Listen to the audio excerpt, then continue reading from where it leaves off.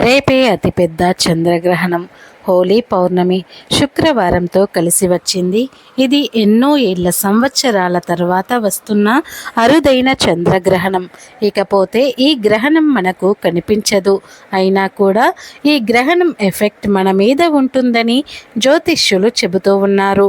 ఖగోళంలో ఎక్కడ గ్రహణం ఏర్పడినా భూమి మీద దాని ఎఫెక్ట్ పడుతుంది. ఈ చంద్రగ్రహణం ప్రభావం కూడా మన అందరి మీద ఉంటుంది. కాబట్టి ఎవరికి వారు వ్యక్తిగత నియమాలు పాటించాలి. అలా పాటిస్తే మీకే మంచిదని పెద్దలు చెబుతూ ఉన్నారు. ఈ గ్రహణం ఉదయం 9:27 ప్రారంభమై మధ్యాహ్నం 3:29 ముగుస్తుంది. ఈ గ్రహణ సమయంలో గర్భిణీ స్త్రీలు బయటకు రాకుండా ఉంటే సరిపోతుంది. ఇక వేరే నియమాలు పాటించవలసిన అవసరం లేదు. అంటే ఆహారం మీద దర్బలు వేసుకోవలసిన అవసరం లేదు. ప్రయాణాలు చేసుకోవచ్చు. గ్రహణ సమయంలో ఆహారం తినవచ్చు. దాని వలన ఎటువంటి దోషము రాదు. ఈ గ్రహణానికి సంబంధించి పట్టు విడుపు స్నానాలు చేయవలసిన అవసరం లేదు. ఈ గ్రహణం రోజు టెంపుల్స్ ఏమీ క్లోజ్ చేయరు. ఎందుకంటే ఈ గ్రహణం మన భారతదేశంలో కనిపించదు కనుక ఆలయాలు తెరిచే ఉంటాయి. కనుక ఈ గ్రహణం గురించి ఎవరు భయపడాల్సిన అవసరం లేదు. ఈ గ్రహణం మనకు కనిపించదు కనుక నియమాలు పాటించాల్సిన అవసరం లేదు. కాకపోతే పాటించిన తప్పు ఏమీ లేదు. అయితే ఈ చంద్రగ్రహణంతో కలిసి వస్తున్న ఈ హోలీ పౌర్ణమి రోజు మీరు స్నానం చేసే నీటిలో ఈ ఒక్కటి వేసుకొని చేస్తే చాలు. 1 గంటలో దరిద్రము దోషాలు పోతాయి. మీ దశ మారిపోతుంది. అంతేకాదు ఈరోజు ఇలా స్నానం చేయటం వలన మీ ఒంట్లోని వ్యాధులు మీకు తెలియకుండానే పోతాయి.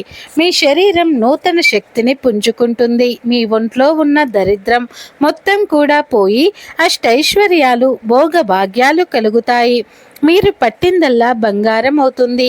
మీ శరీరానికి నూతన ఉత్తేజము ఉల్లాసము వస్తుంది. మీకు రాజయోగం పడుతుంది. ఇక మీరు దేనినైనా అవలీలగా సాధించే శక్తిని పొందుతారు. అన్ని శుభాలే జరుగుతాయి. మరి ఈ గ్రహణంతో కలిసి వస్తున్న హోలీ పౌర్ణమి రోజు నీటిలో ఏం వేసుకొని స్నానం చేయాలి అనే విషయాన్ని ఇప్పుడు మనం ఈ వీడియోలో వివరంగా తెలుసుకుందాం. ఫ్రెండ్స్, అంతకన్నా ముందు మా వీడియో మీకు నచ్చినట్లయితే లైక్ చేయండి, అలాగే షేర్ చేయండి. ఈ వీడియో నచ్చితే కామెంట్ బాక్స్లో ఓం నమః శివాయ అని తప్పకుండా కామెంట్ అయితే చేయండి. అలాగే మా ఛానల్ని సబ్స్క్రైబ్ చేసుకొని మాకు సపోర్ట్ చేయండి. ఎందుకంటే మీ సపోర్ట్ అనేది మాకు చాలా అవసరం. ఈ గ్రహణం రోజున చక్కగా అందరూ కూడా గుమ్మానికి రావి ఆకులు కట్టండి. అలా కట్టుకోవటం వలన గ్రహణం ఎఫెక్ట్ అనేది మన ఇంటి మీద పడకుండా ఉంటుంది. ఎటువంటి చెడు జరగకుండా ఉంటుంది. గ్రహణ విష కిరణాలు ఇంటి మీద పడకుండా ఉంటాయి. ముఖ్యంగా ఇంట్లో గర్భవతులు ఉన్నవారు తప్పనిసరిగా ఈరోజు గుమ్మానికి రావి ఆకులు కట్టుకోవాలి. ఏమీ లేదు, సింపుల్గా 11 రావి ఆకులు తెచ్చుకొని వాటిని పసుపు రంగు దారంతో తోరణంలాగా అల్లుకొని ఆ దారాన్ని గుమ్మానికి కట్టేయండి. ఈ తోరణానికి ఆ చివరన ఒకటి, ఈ చివరన ఒకటి 2 వేప కొమ్మలను కూడా కట్టండి. ఇలా రావి ఆకులను వేప కొమ్మలను కట్టుకుంటే ఇక మీకు తిరుగు అనేది ఉండదు. గ్రహణం వలన ఏ చెడు జరగదు. గ్రహణం మీ ఇంటిని తాకదు. గ్రహణం యొక్క చెడు ఎఫెక్ట్ అనేది మీ ఇంటి మీద పడదు. విష కిరణాల ప్రభావం ఉండదు. కనుక అందరూ కూడా ఈ గ్రహణం రోజున గుమ్మానికి ఈ విధంగా రావి ఆకులను వేప కొమ్మలను కట్టుకోండి. అలాగే ఈరోజు పొరపాటున కూడా జుట్టు కత్తిరించడం, గోర్లు కత్తిరించడం వంటి పనులు చేయకూడదు. మగవారు ఈ గ్రహణం రోజు క్షవరం చేయించుకోకూడదు. అదేవిధంగా ఈ గ్రహణం రోజు ఏ విధమైన ఊరగాయలను అంటే ఊరబెట్టిన పచ్చళ్ళను తినకూడదు. లేనిపోని సమస్యలు వస్తాయి, ఐశ్వర్యం హరించుకుపోతుంది. ఈ విధంగా హోలీ పౌర్ణమి రోజున ఆడవారు, మగవారు, పిల్లలు, పెద్దలు అందరూ కూడా బ్లూ కలర్లో ఉండే దుస్తువులను ధరించవద్దు. బ్లూ తప్ప మీరు ఏ రంగులో ఉన్న దుస్తువులు ధరించినా కూడా తప్పులేదు. కానీ ఈ ఒక్కరోజు బ్లూ కలర్లో ఉండే దుస్తువులు మాత్రం వేసుకోవద్దు. కనుక ఈరోజు ఈ రంగులో ఉండే దుస్తువులను ధరించవద్దు. జాగ్రత్తగా ఉండండి. ఈ పౌర్ణమి శుక్రవారం లక్ష్మీ జయంతిని కూడా జరుపుకుంటారు. ఈ రోజే లక్ష్మీదేవి పాల సముద్రం నుంచి జన్మించిందని నమ్ముతూ ఉంటారు. అయితే ఈ సంవత్సరం ఈ రోజే చంద్రగ్రహణం కూడా ఏర్పడబోతుంది. ఈ చంద్రగ్రహణం మన భారతదేశ కాలమానం ప్రకారం పగటిపూట ఏర్పడబోతుంది. పగటిపూట మనకు చంద్రుడు కనిపిస్తాడా? కనిపించడు. కనుక ఈ చంద్రగ్రహణం మనకు కనిపించదు. ప్రకృతిలో సరికొత్త సొగసు కనువిందులు చేస్తుంటే అది వసంత ఋతువు ఆగమనానికి గుర్తింపు మాత్రమే కాదు, మనుషుల్లో ఉత్సాహానికి కారణం కూడా. ఎందుకంటే ఆ ఋతువులలోనే ఎండిన చెట్లు, కొమ్మలు, రెమ్మలు చిగురిస్తాయి. ఆ కొమ్మలపైనే కుహు కుహు అంటూ మనసు పులకిరించేలాగా కోయిలమ్మ మధుర గానాలతో వేణుల విందు చేస్తుంది. మరోవైపు ఆ పచ్చదనపు ప్రకృతి సోయగాలు, పుష్ప పరిమళ వికాసాలు అన్నీ ఏకమై ఆవిష్కరించబడతాయి. ఆ ఆనందభరిత సమయాన చిన్న పెద్ద, ఆడ మగ తేడా లేకుండా కుల మతాలకు అతీతంగా దేశవ్యాప్తంగా జరుపుకునే తొలి వేడుక హోలీ.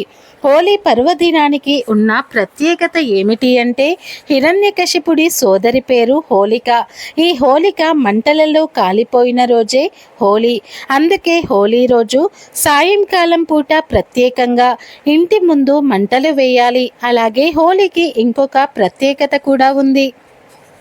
కృతయుగంలో రఘు మహారాజు అనే పేరు కలిగిన మహారాజు పరిపాలన చేస్తూ ఉన్న సమయంలో దుండి అనే పేరు కలిగిన ఒక రాక్షసి ఉంది. ఆ రాక్షసిని రఘు మహారాజు సంహరిస్తాడు. ఆ రాక్షసి మరణించిన సందర్భంగా ప్రజలందరూ కూడా మంటలు వెలిగిస్తారు.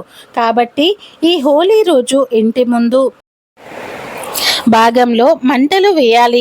ఇలా మంటలు వేస్తే నరఘోష, నరపీడ, దృష్టి దోషాలు వీటన్నింటి నుండి కూడా సులభంగా బయటపడవచ్చు. హిరణ్యకశిపుడి సోదరి అయిన హోలిక మంటల్లో పడిపోయిన రోజు కాబట్టి, దుండి అనే రాక్షసి చనిపోయిన రోజు కాబట్టి హోలీ రోజు సాయంకాలం పూట మంటలు వేయాలి. ఇలా దుండి అనే రాక్షసి చిన్న పిల్లలకు బాధలు కలిగించేది, చిన్న పిల్లలను ఇబ్బంది పెట్టేది. అందుకే చిన్న పిల్లలకు ఉన్న బాల అరిష్ట దోషాలు పోవాలి అన్నా, చిన్న పిల్లలకు ఉన్న దిష్టి దోషాలు పోవాలి అన్నా కూడా హోలీ రోజు సాయంకాలం పూట మంటలు వేయాలి. ఆ మంటలు ఎలా వేయాలి అంటే ఎండిపోయిన కర్ర పుల్లలు తీసుకోవాలి. అలాగే ఆవు పేడతో చేసినటువంటి పిడకలు తీసుకోవాలి. వీటిని ఇంటి ముందు కుప్పలాగా పోసి మంటను వెలిగించి ఆ మంటల చుట్టూ కూడా ఇంట్లోని సభ్యులందరూ కూడా పిల్లలతో పాటుగా 3 సార్లు ప్రదక్షిణలు చేయాలి. ఆ తర్వాత ఈ మంటల నుండి వచ్చిన ఆ బూడిదను తీసుకొని మీ పిల్లల నుదుట మీద అలాగే చేతుల మీద రాయాలి. ఇలా చేస్తే మీ పిల్లలకు సంవత్సరం మొత్తం కాలం కూడా నరఘోష, నరపీడ, దృష్టి దోషాలు ఇవేమీ కూడా సోకకూడదు. అనారోగ్య సమస్యల బారిన పడకుండా అలాగే బాల అరిష్టాలు అన్నీ కూడా తొలగిపోతాయి. మీరు కూడా బూడిద తీసుకొని నుదుట మీద, చేతుల మీద రాసుకోండి. ఇలా చేస్తే అన్ని రకాలైన సమస్యల నుండి సులభంగా బయటపడవచ్చు. అయితే ఇలా బూడిద రాసుకునేటప్పుడు దొండి రాక్షసి పీడ నివారణార్థం అనుకుంటూ బూడిద రాయండి.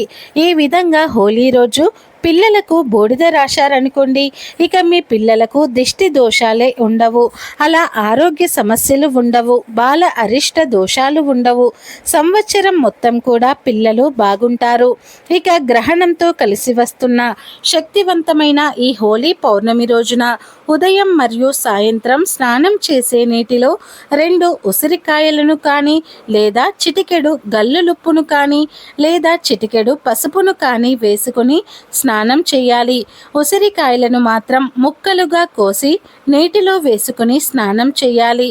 ఉసిరికాయలు దొరకని వారు మాత్రం చిటికెడు గల్లులుప్పును కానీ లేదా చిటికెడు పసుపును కానీ నీటిలో వేసుకుని స్నానం చేయాలి. ఇలా ఈ పౌర్ణమి రోజు స్నానం చేస్తే నర దృష్టి పోతుంది, మీ కష్టాలన్నీ పోతాయి. 1 గంటలో దరిద్ర దోషాలు పోతాయి, మీ దశ మారిపోతుంది. అంతేకాదు, ఈరోజు ఇలా స్నానం చేయటం వలన మీ ఒంట్లోని వ్యాధులు మీకు తెలియకుండానే తొలగిపోతాయి. మీ శరీరం నూతన శక్తిని పుంజుకుంటుంది. మీ ఒంట్లో ఉన్న దరిద్రం మొత్తం కూడా పోయి అష్టైశ్వర్యాలు భోగ భాగ్యాలు కలుగుతాయి. మీరు పట్టిందల్లా బంగారం అవుతుంది. మీ శరీరానికి నూతన ఉత్తేజము ఉల్లాసము వస్తుంది. మీకు రాజయోగం పడుతుంది. ఇక మీరు దేనినైనా అవలీలగా సాధించే శక్తిని పొందుతారు. మీకు అన్ని శుభాలే జరుగుతాయి. కాబట్టి అందరూ కూడా ఈరోజు ఈ విధంగా స్నానం చేసి శుభ ఫలితాలను పొందండి.